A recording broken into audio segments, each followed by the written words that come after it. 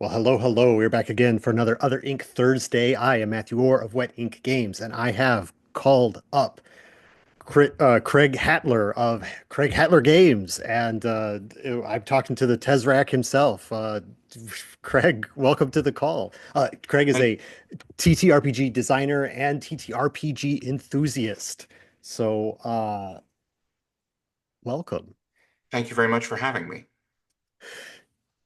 So I usually do an interview where I've like read a game or I bought a zine or I saw Mhm. something and I'm like, oh my gosh, you have to tell me about this. And this one is the other way where you're like, oh please talk to me about my games. And so Yes, we're and gonna it's interesting because I've always, as long as I've been in this space, I've always struggled with self-promotion. mm, And it's actually a thing that I have talked about in therapy, and I am actively working on trying to just throw myself into places and just being like, hey, I got this thing. I'd love to be on your show. I'd love for you to interview me. Like, so. Yeah, I mean, I love what I do, and I want to share it with people, and I want people to play my game, and I want to run it for them, and I ultimately would love it even more if they picked my game up and did it, ran it, or played it on their own. But um, that whole inviting myself to spaces has always been a big struggle for me. So I have to kind of actively push against that in order to become more comfortable with it. So that's part of the reason why I was like, I saw that you had you have your show, and I was like, okay, I'm gonna just be like, hi, I have a thing I'd love to talk about. So well, I yeah, appreciate and it. and I find that it's interesting. Like even people who I've know in that the sense that I know them, it's that I've been to a convention and we talked for 15 minutes at a convention.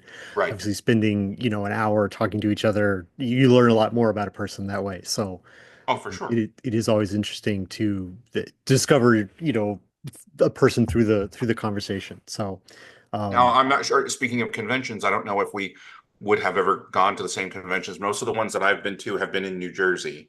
Um, I lived in New Jersey up through my 30s, so I went to conventions, um, less the double exposure ones, but in the early 2000s, there was one that I had gone to for several years called UberCon, which doesn't exist anymore. But I've never been to any of the quote unquote, I've never been to Gen Con or Dragon Con or any of the bigger ones. Um, and I moved to Raleigh, North Carolina in 2019. So there is a local one down here.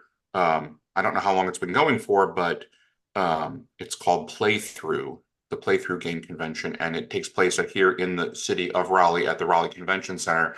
I went to it last year. It was held in, or sorry, this past year it was held in March. Next year it's going to be in October, so it's not, the next one is now a year from now, roughly. yeah. But I don't know if we would have ever crossed paths at conventions.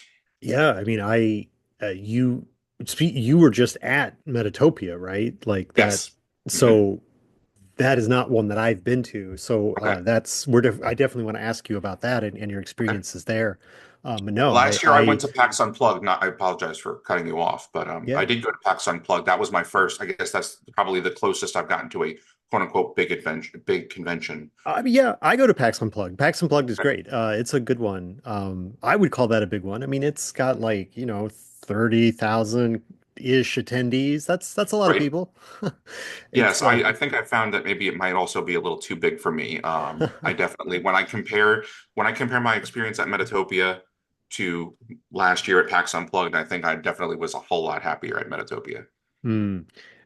Yeah, I mean it is I mean it's one of those things like you got to find your own kind of like route in the industry or best use of your time in the industry. I mean you can find the corner of PAX Unplugged. Like I'm thinking about the PAX Un or the Unpub has a game room at Yep. PAX Mhm. Unplugged and you can go there and it's only a room of a few hundred people, instead of like a giant convention hall full of thousands of attendees. Or Um, Indie Games on Demand. sure. Yeah. And you can spend a lot of time there but I usually go to cons because I've got like a booth and I'm trying to like sell a bunch of product to like thousands of people, right? I mean Right. I don't make thousands of sales in a convention, but like out of the 30,000 attendees, if 7 or 8% come and look at my stuff, that's going to be a good time. You've got to go to a con that's doing what you needed to do, I guess.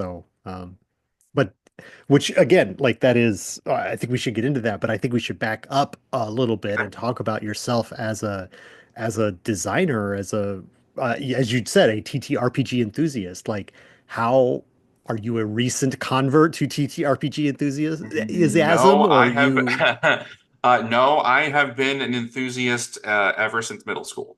So okay? I was introduced through fellow gifted and talented students to basically one day we were all on the bus and somebody said, "Hey, we want to do this thing. It's either DC superheroes or Dungeons and Dragons."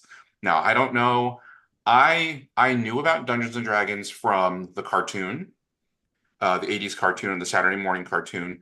And I knew about it from, um, I had some friends that had an Atari.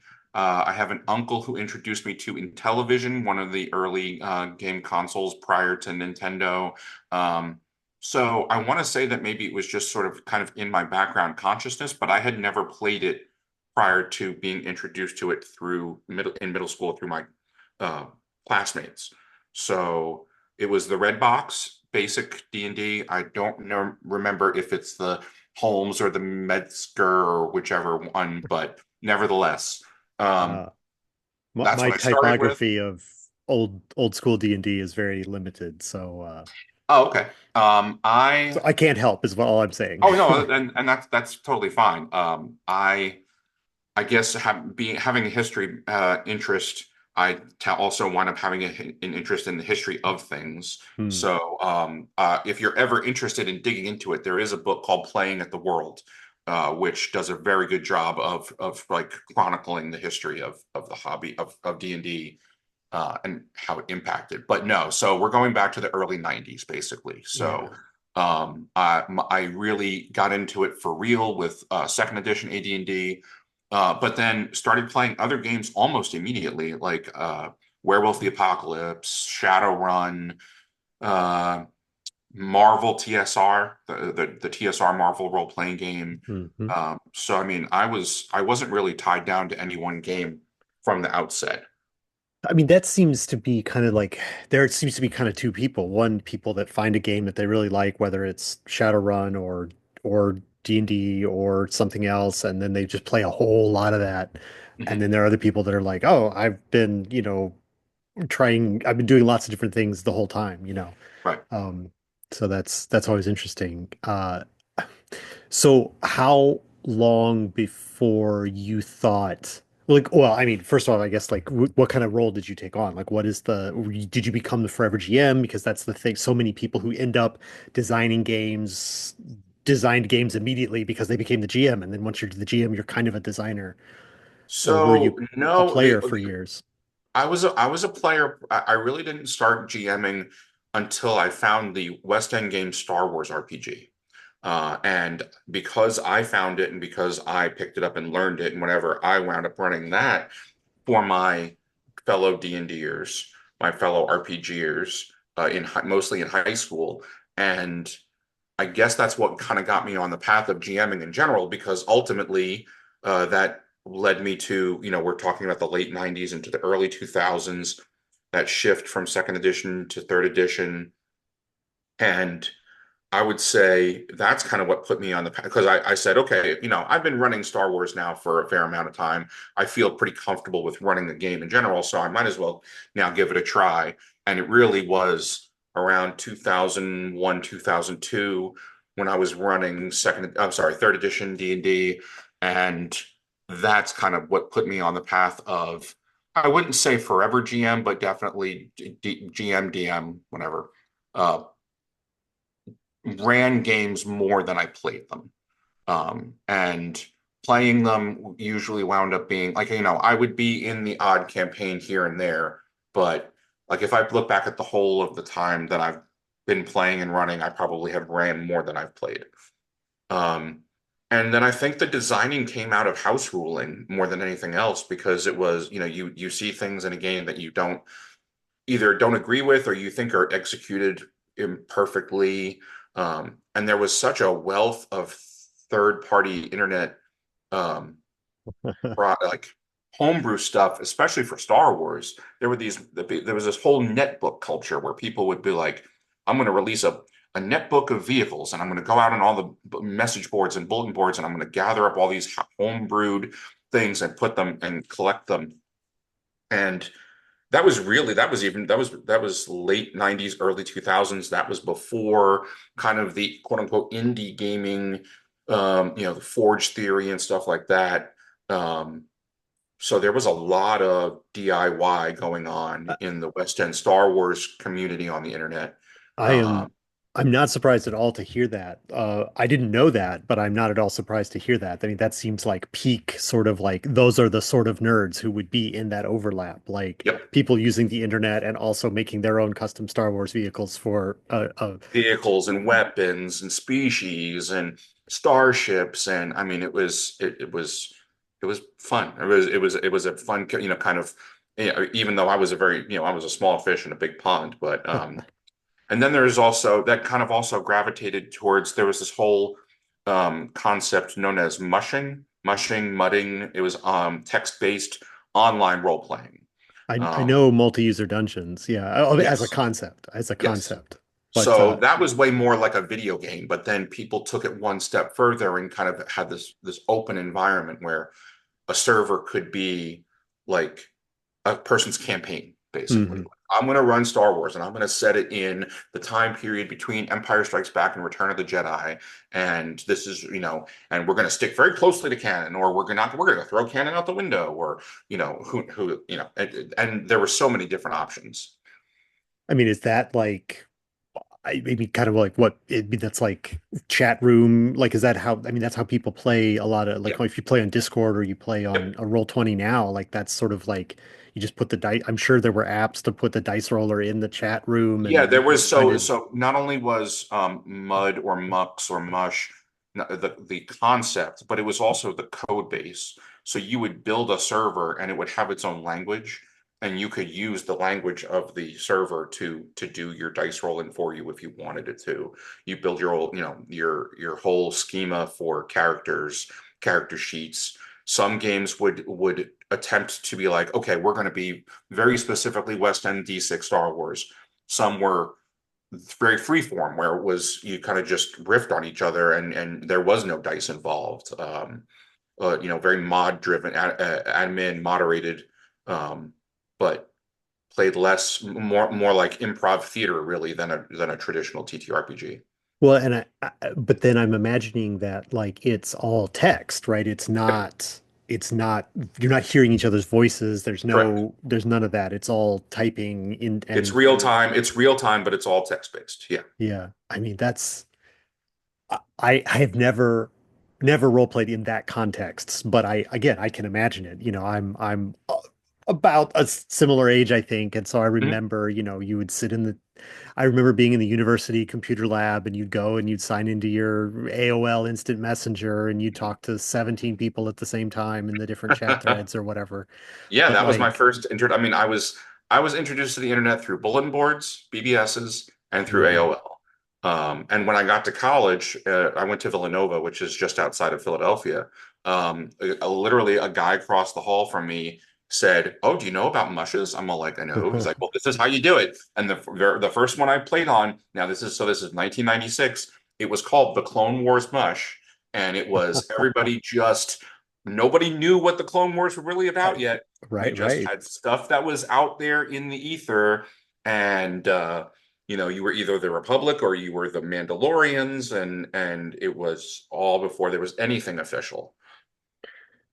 So with that kind of an experience, like what then is like did that just continue on straight into what is now? Because I've been to your itch page and I've seen you've got, you know, a few games on itch and obviously itch didn't exist in 1996, but Mhm. like, you know, is there a continuous thing or was there sort of like There what were were your over the years. So I would say that, there were a few different mushes that I played on, but I mean all of that pretty much kind of fell by the wayside. I by the time I was in my 20s and I I left school. I came back. I live with my parents. You know, then pretty much all the gaming that I did transition to face to face. I found a group of of people in the area. I went to my local gaming store, bulletin board, found people, put together a group. But then I worked out of Borders, RIP Borders, and I started a group. So around 2004, I started basically advertising that I wanted to put together a group at the store. And that grew from 8 people in January of 2000. So this is 20 years ago. So 2004, January 2004. This was the 30th anniversary of D&D at the time. That's Um, that's how math works. yes. And so 8 people in January, and by October, and that's all. And the reason why I pointed out is because they had done a 30th anniversary worldwide game day, and the group tripled in size. So I had 3 tables with 8 people each, and it was a continuous campaign, and all the GMs were in, we were, the storylines were connected. It was magical. I mean, that sounds like Adventurers League before Adventurers League. Like, Kind of.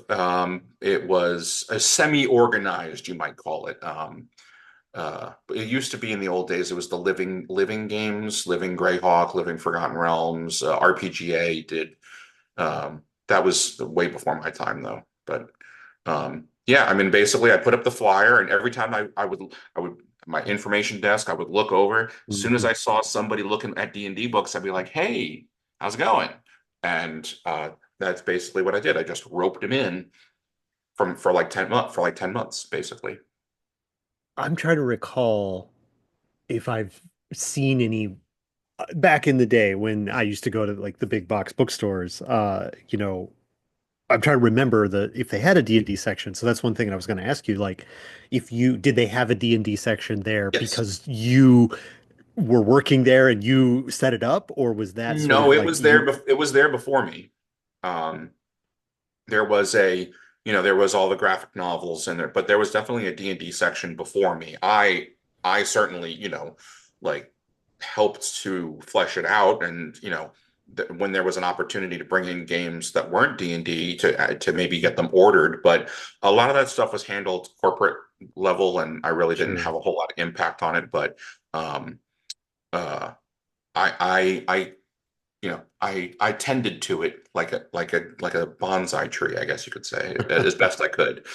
Um, Sure. Well, it sounds like, I mean, if you had that kind of success over that year, like that's great, to yeah. go. I mean, yeah, I And that's do you go ahead. remember when that Wizards of the Coast used to have a retail chain? No, I don't.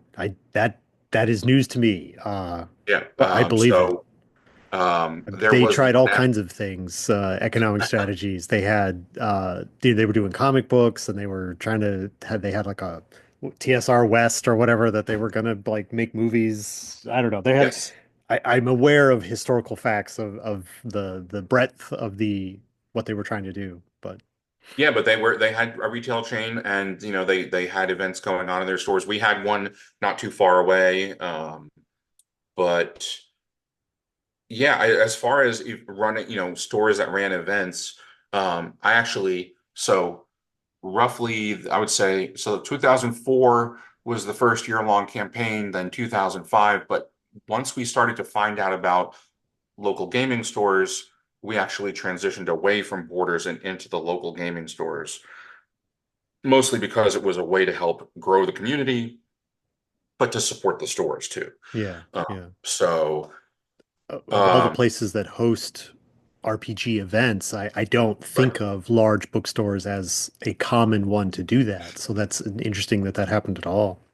Yeah, it just so happens it was me, because I had worked at one, and Hmm. it was just a way to try and find more people to play D&D with. All right, Craig, let's move, let's like jump forward a little bit here. Like, Sure. what about all of this stuff? You said the word magical. And so, like, that, when somebody describes something as magical, that's an experience that you're trying to capture. That's an experience that you want to like perpetuate or replicate or whatever. So Yep. what about all of the games that you played? The Star Wars, the MUDs, the persistent campaign of D&D, what about all of that have you tried to capture in your own designs? Once you got to the point that you were like, I'm going to make my own game. It's not a third party D&D thing. It's not a knockoff Weston Star Wars thing. It's my own game. What are you trying to do with your game design? I am trying to make something that is accessible, um, that you can get in on the ground floor with, without having a whole lot of knowledge, and without having to keep up with a game, without having to buy every single book that comes out. That you can sit down with. You may have played it 5 years ago, 10 years ago, and life took you in a different direction, and now you don't play games as much anymore. You can sit down with the same character and a very, a kernel of a rules system, and have everything be worked out between you and the GM as far as the details of your character's abilities, and not have to rely on looking a whole bunch of stuff up in books. Um, That's a great pitch for a game. yeah. And because I know, because I've been in a very similar situation. I had a gaming group in high school, and then I went to college. I had a gaming group in college, and then I came home. I had a gaming group in New Jersey. Then I moved to Connecticut. I had a gaming group in Connecticut. Now I'm in North Carolina. Now I've got people that I play games with here, and I've met people in the course of conventions, and it's it's that always in motion situation where ultimately I feel like there would be a certain degree of comfort in being able to sit down with something that's relatively straightforward, that you don't have to. I mean, I remember when people carried around their entire D&D collection in suitcases, rolling suitcases, guys who were our DMs that had rolling suitcases like filled, when Wizards put out a single book a month or multiple books per month. Um, that just seems wholly excessive to me, to play pretend. I mean, because that's, at the end of the day, that's what we're doing. Is we're Mm, playing pretend. sure. Yeah, I mean, and I don't know. I don't want to get into the psychology of it or whatever. I mean, I've seen those GMs where they've got the suitcase and they've got the books and we played a lot of. I didn't say this before, but like you talked about the game that I played the most in high school, and then even years later, we the same group of people were still playing the same game was the Palladium system games, and Okay. the riffs specifically, like there's like 36 world books and then there's all Yep. these other supplements and but it is fun. This is a one tick in the column of having all the books right there. Every once in a while you're like, oh, that's a weird thing that somebody's trying to do, but in this one book they have a table for that. So then you pull out that one book and go to that page and then you roll the random table, and it's like if it's the drunkenness table in the Wild West book, or it's the like, the weird magic effects table in the Federation of Magic book, or whatever it is. There's if you've got all the books there, you can pull that out and have that fun right there. But you also have to like have them up. You have to know that it's in there. It is sort of, as you said, too much to play pretend, but it is. If you've got them right there on your shelf or in your bag, you can always pull it out. Right. And it's interesting that you mentioned Palladium, because at one of those New Jersey conventions, I actually met and had a chance to chat with Kevin Simbeta, who is the head of Palladium, and actually play. He ran a session of at that same convention of Palladium Fantasy. And he told me, he's like, there are people that have played Palladium, and the Palladium games are the only games they've ever played, and I found that to be very interesting. Um, I mean, like any system, some people cotton onto it, and that's what they want to do. Um, well, I don't know. I don't know where that phrase comes from. Maybe I shouldn't use it. Let me look into that later. okay. The Anyway, so tell us what is then the kernel of your system. I mean, do you call it? Is it So yeah, Personae so or Shadowlight? Which, because I mean, the both things rules are in your system, the title. rules system is Shadowlight is the lore, and Persona is the rules. Okay. But I see them as being on a continuum. kind of like the way that I describe it is they're on a Mobius strip. Your game can be your game can use every single ounce of the lore of Shadowlight that you want, and it can use every single ounce of the Persona system, and those two things can be right on top of each other. Conversely, in 2017 or whatever, I basically was at a store in Connecticut where I lived, and they told me, you can run a game, but you're going to get more people interested if you run D&D. And I was like, all right, I'll run D&D, but I'll use Shadowlight as the foundational lore. So you know species that are specific to Shadowlight, kind of the framework of how magic works, kind of as this layer above wizards and sorcerers and spells and arcane and divine.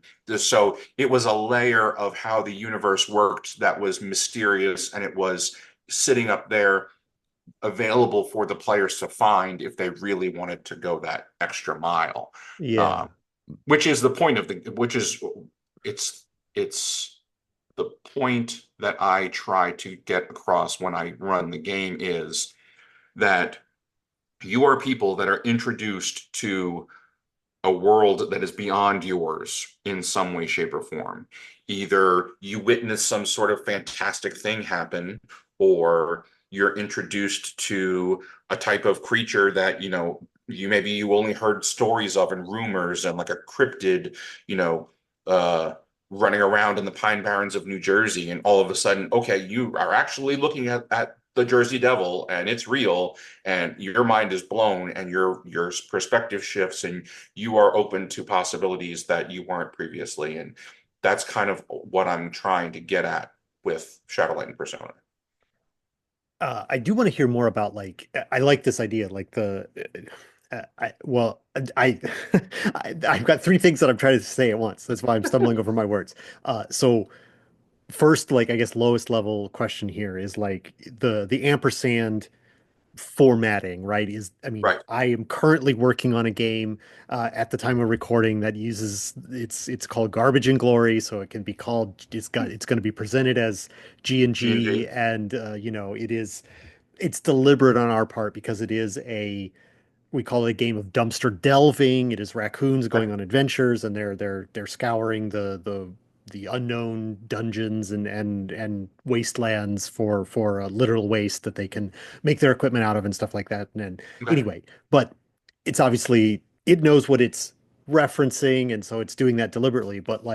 Um, but many people have done that. I mean, obviously from the very beginning, tunnels and trolls and all that sort of stuff. I mean, it's a thing. So is the SMP formatting like trying to do that as well, or is it not? No, Okay, it was merely trying to, because I wanted a way to get both of these things in front of people at the same time. So it's funny that you mentioned that, but it was not intentional. Like I was not looking at it from the standpoint of, caverns and crusades or tunnels and trolls or deities and demigods. Like that was, I mean, it's baked into there sure, up it's here. back there somewhere. Yeah, but that was not my intention. No, my Okay. intention was merely to just put them side by side and say they exist on a continuum, and um, they inform each other. The whole idea of you know the characters that we play are masks that we put on, and I like to use a lot of I Mm. like the theatrical jargon of the GM being called the chorus, and um, persona being masks that people put on, and stages and tricks and props and things like that. I like it. I that tickles me basically. So Yeah, I mean, I saw those terms in the description of the game, so that is one thing that I wanted to ask about was like the how much of it is uh I mean for lack of I mean artifice, right? The yeah, mask, the stage, all those things are sort of those are the artifice of the theater, and like that they are that way. So like you're presenting sort of the world in those terms where it's like but I guess the question is like what is the if that's the persona side, right? Is that's that like any world that you make is your stage, and any group of yep. characters that you assemble are the masks, and um, you know, uh, okay, that makes sense. That makes sense. And then so what is then the Shadowlight side of it then? Like what is the because you talked about worlds within worlds and a lot of your description of the stuff. You have a list here of meta setting, meta cosmology, meta cosmogony, Yep. mogony. Cosmogony, how Uh the world was created, basically. so is Yeah. that which side of the S and the P is that Oh, stuff that's on? all. Because That's primarily the Shadowlight side. and that's what you were talking about before about how like there's stuff out there that the wizard and the sorcerer could get to, but not Yes. necessarily what they're So doing for on their day to example, day.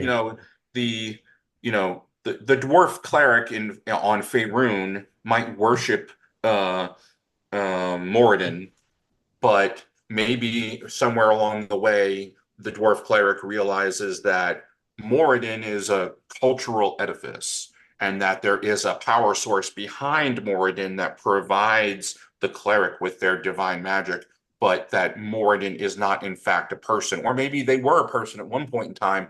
Maybe they have surpassed uh, personhood, godhood.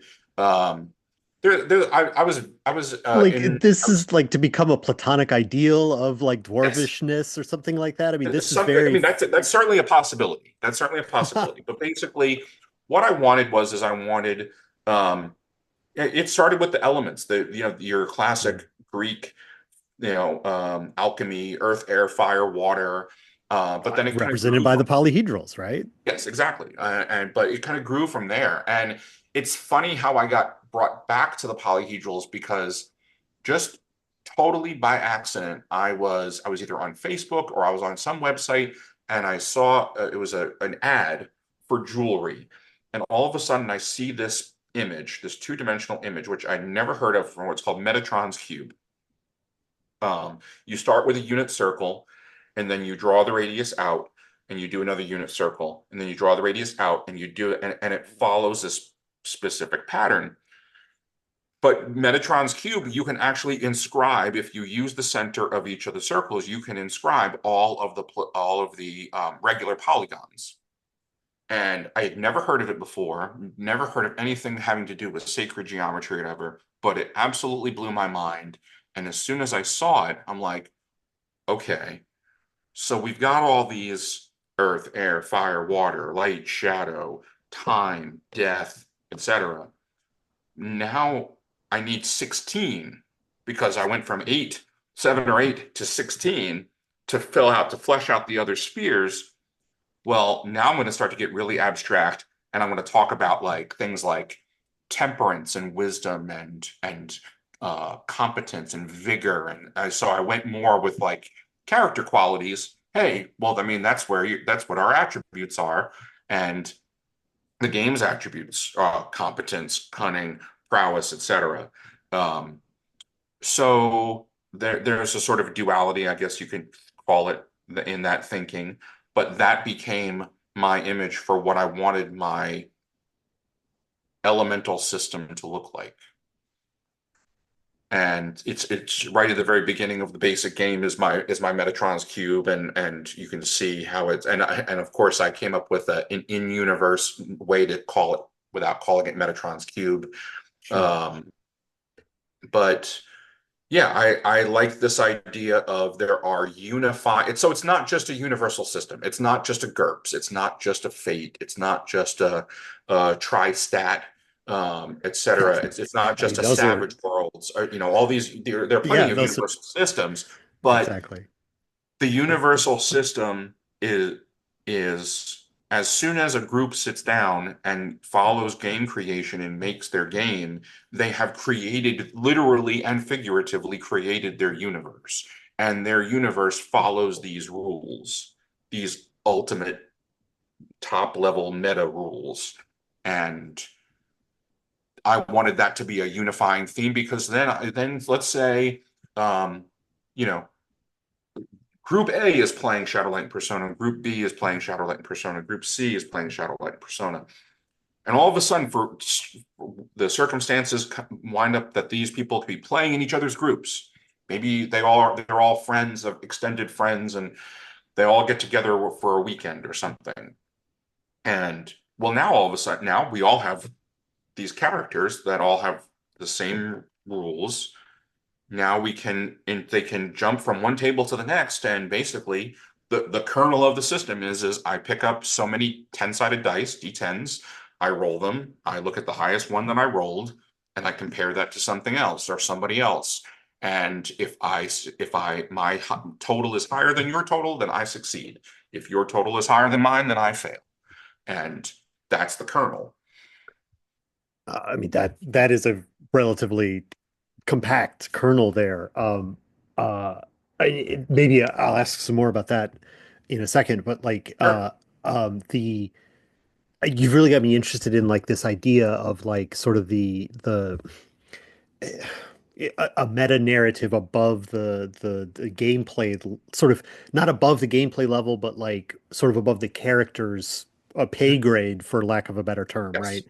Um, like But not how completely inaccessible to them. I mean, ultimately, once they learn about it, then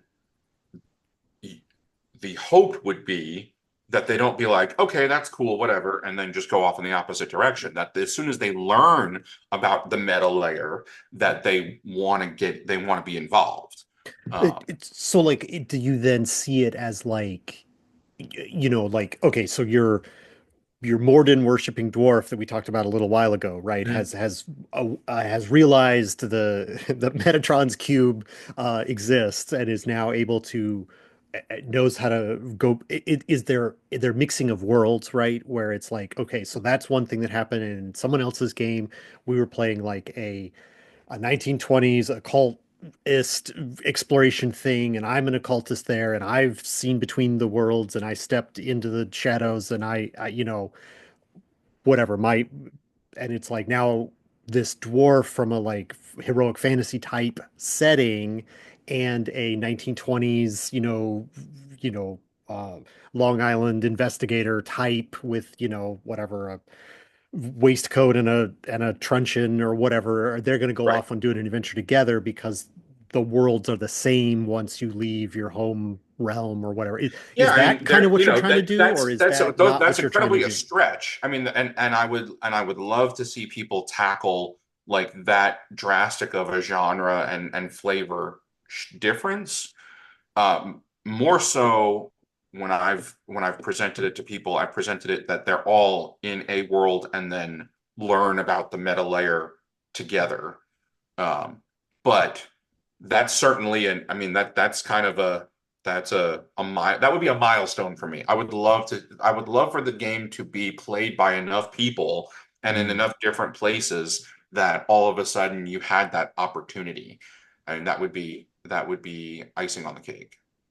All right, so I was misconceiving it because you've got all the meta levels and stuff like that in the description. So it's like it's more about having a So I would say so think about it like fiction that you can so. apply over your a fiction almost like a sandwich, right? So you've got a meta narrative of creation or whatever, and a rule set, and then in between you can do sort of whatever story world that you Right. want, but like it's sandwiched between the other two pieces. And Is you don't ever, if somebody looks at the meta lore and says, I'm not interested, I mean, they can ignore it.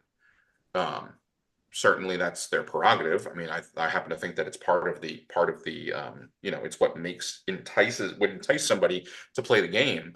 But um, it can be you can access it by a variety of different ways. You can incorporate it into your game the way you want it to. So I like the idea of it being kind of modular and being open-ended. Like I don't want to necessarily take the lore hammer and be like, you have to do the lore this. hammer? Yeah. All right. So is there anything else you want to say specifically about the game? Because I want to ask you about, you talked about, I want to get it out in front of more people, and we talked about Metatopia already. So I want to move into that. And I think you had some stuff to say about learning from playtesting it and stuff like that more Mhm. recently. So, but before we move on to that, is there anything else you want No, to I'm like? I'm happy to let you drive with some questions. I mean, that's cool. Works for me. All right. So you like I said, and I I don't remember if this was before we actually turned on the recording or not, but like you were talking about, you were getting some good feedback on the system and the game recently, and I assume that was knowing that you went to Metatopia at Yes. the time of recording. It's still this month, but at the time this video comes out, it will be next month. So, Yes. or last So month by the rather, time it of the will recording, we're have in been November. Yeah, no, we're in November, and Metatopia happened in November. right. But um, so I'm going to go back a little bit to May, Okay, June. So I've been very fortunate to have found some players through Threads, which is Facebook Meta. Facebook, it's the meta. it's their answer to Twitter now that Twitter is dead. Mhm. Um, and one in particular had the opportunity to run for a group. So I have a longtime colleague of mine who wrote a cult investigator type game. He wants to get it published, and it's very much in the theme of in the vein of Call of Cthulhu.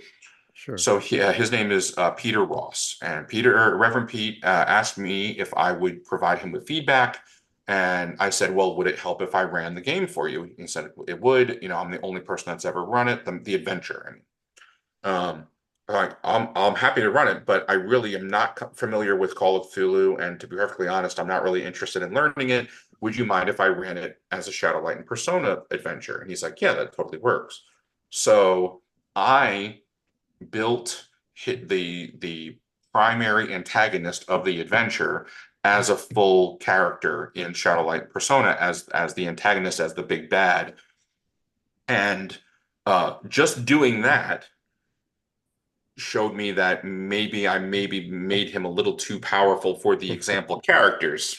So that there was some revelation there, and then further discovered that at Metatopia, because I ran the same adventure at Metatopia, and it was plain as day that he was too powerful. Not only was he too powerful, but I was not giving the player characters enough tools to be able to defeat him.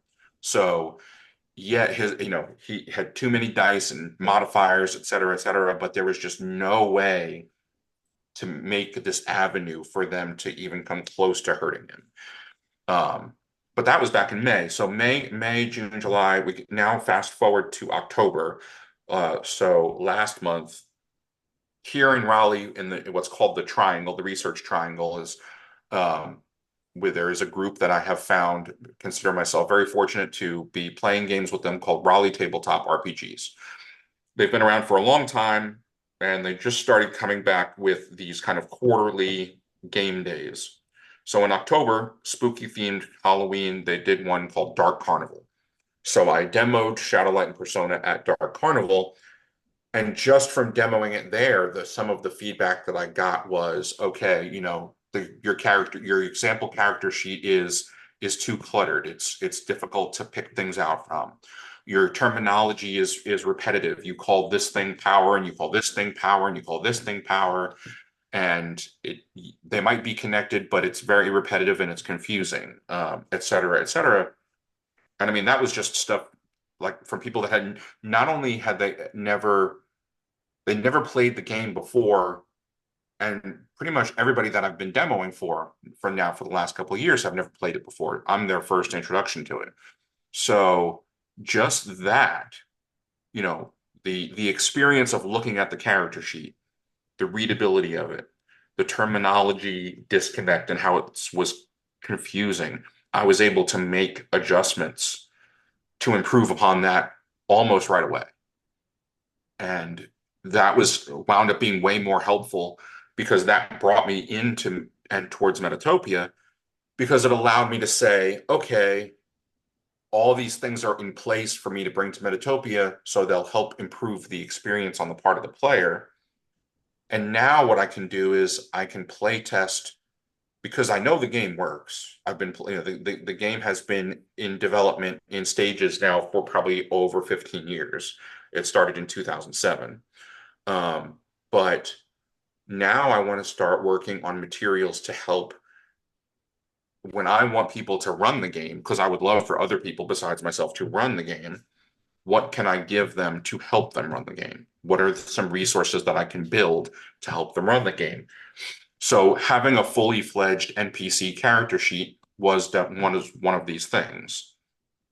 But then um, I also started kind of and Metatopia is a good environment because Metatopia is specifically geared towards playtesting. Mhm. You are encouraged as a designer to come with anything from um, I heard one person say that they wrote a game in 2 weeks and they literally just started playtesting it.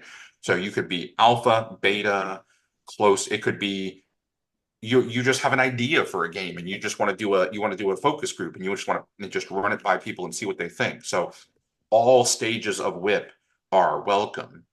And so, you know, that's where I will say, okay, I'm going to focus on my GM resources. So my fully fledged NPC sheet, maybe some other things like um, to kind of backtrack a little bit, there's the core of Shadowlight and Persona, and then there are my campaign frames or play sets. Some other games call them play sets, some call them campaign frames, but I'm calling them tricks of Shadowlight in keeping with the idea of a trick of the light, a trick of Shadowlight. Mhm. So one of my campaign frames that is mostly full completed is called Covenant, which is my question to Star Wars to say, well, what if Star Wars happened and there's no and the destruction was so terrible that there was no more empire and no more alliance. There was no more galactic government. Everybody is reduced to fending for themselves in their own little corner of the galaxy. So the players, the characters, are people that fought on one side or the other, but there's no sides anymore, so it doesn't really matter. So everybody's forced to survive with each other. So that was the first playtest session that I ran. And what I did was is I started to sketch out, I had my scenario, because my scenario was an example scenario that's in the trick, um, in the booklet for the trick. Um, so I had my scenario. I was like, so what can I do with my scenario to help? And I just had this idea, I'm going to take some index cards and I'm going to say, okay, another thing about Metatopia is that you're encouraged to they really want people to stick to 2 hour time slots for their Mhm. games um, to really tighten up that idea of you have an idea for something you want to bring to the table to play test and you're working with that constraint. So I have my scenario, I have my storyline. The group gets their hands on the coordinates to some abandoned space station and they're interested in it because they could probably rate it for stuff, you know, medical supplies, food, technology, who knows? It's Right. in the works. Um, so the first thing that's going to happen is they have their coordinates. They're going to follow their coordinates, and that brings us to this nebula. So I have an index card, and I write down on it, here's this nebula, and I give it some very basic stats. And the nebula is effectively it's an obstacle that has stats that works against the party as if it were a creature. Basically, I say that the bronze rule in Fate, I it is my homage, is my loving, inspirational homage to the Fate bronze rule in Shadowlight and Persona that you can build you can build anything from concrete to abstract with the same character creation method, basically. Anything can be a character. It's funny that you said that because as soon as you said that, like I had a nebula with some stats, I was like, that sounds like Fate.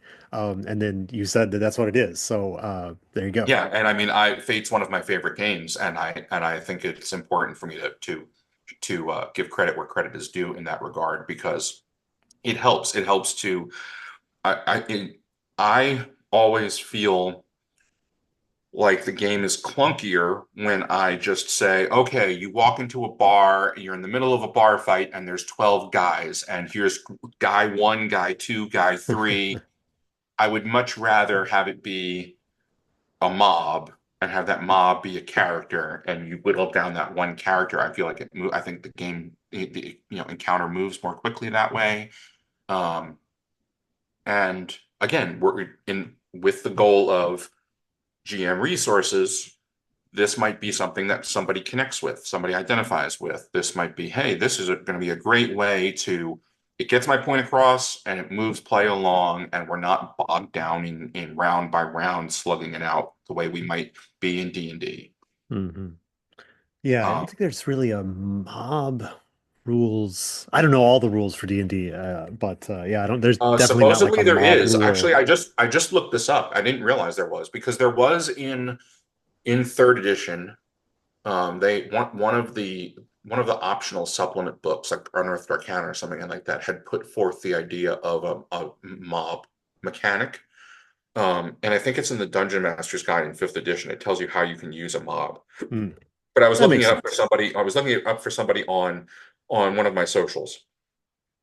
But um, yeah, I mean, just play management. Like, how do how granular do you want to get? How Right, important is it for you to express this as a mob or as a dozen guys? right. And so, uh, I don't think I'd heard. I mean, I have heard people talk about the 2 hour time slots at Metatopia before, but I don't think I really processed it. And when just hearing you talk about it, it seemed like it's like that. It's very it's very work. It's a work environment, right? Yes. For you, Mhm. where it's like you can't really you're supposed to be there to workshop one thing, and whether that's, like you said, the a first look at a game idea, or in your case, hey, make sure these character sheets work, and this stuff works. But like, we're not here to like do a whole game. Like, we're here to play Right. test This this is this one is not piece. a session at Metatopia is not the same as a session at DexCon or at PAX Unplugged Indie Games on Demand. I mean, Right.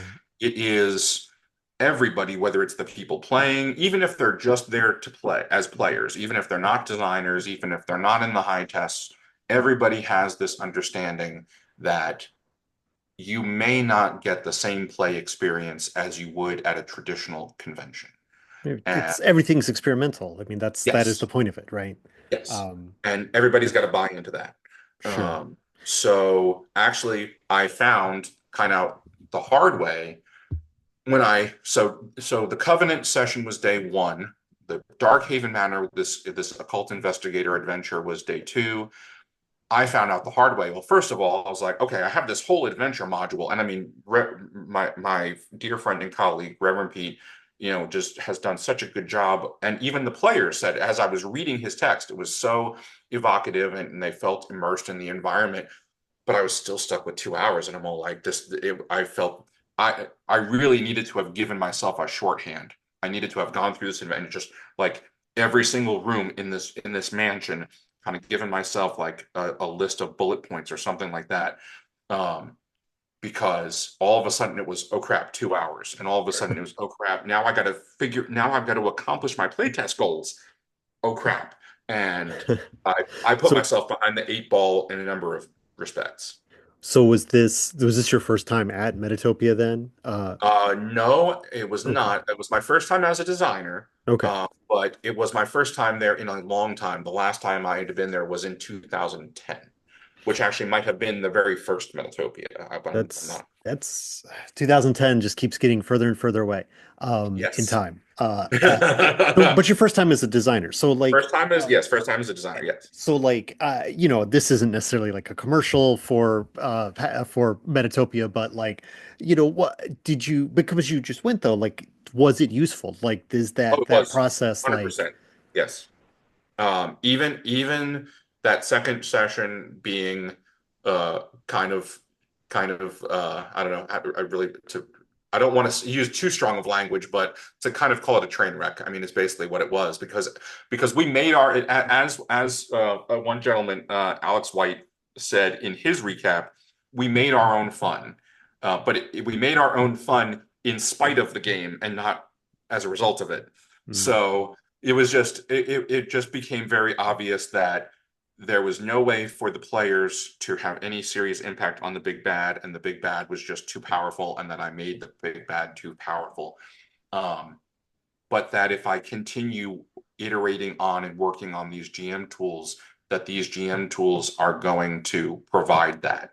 yeah. Um, So by the third day, I had a much better sense of what I wanted. I wanted to basically write out a list of questions and have kind of each question be an index card and each question be something with sockets that the players could plug into. So in the third one, it was there was a wedding, and the prince wanted his friends to figure out. Well, I'm hearing these rumors that someone might interfere with the wedding, try to prevent the wedding from happening. I need confirmation of this, and if it is, how are they going to do it, and can we stop them? So those became like index cards. Is the wedding going to be interrupted? Who might do this? Why would they do this? And everybody's investigative roles were intended to then flip the card and say, okay, this is the person, and yes, they're going to interrupt it, and this is how they're going to do it. So, So is that like a model then going forward? Like, or is that just yes, a that you want to incorporate that sort of like such a physical direct thing into the adventures for the future? yeah, then Like, for sure, yes, and almost and somebody described it as almost like a ladder, hmm, and the idea that you have questions that not only will they answer themselves, but then they will open it up to answer even bigger questions.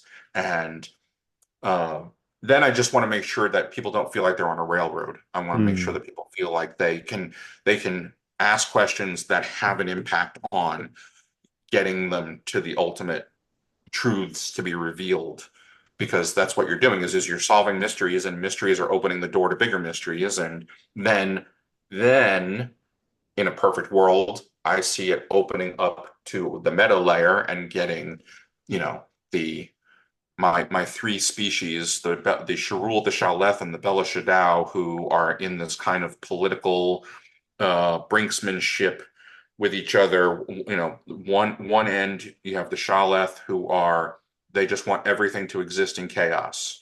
And then you have the Bela Shadao on the other end, and they want everything to exist in perfect order, unchanging, unceasing, just preserve everything in amber.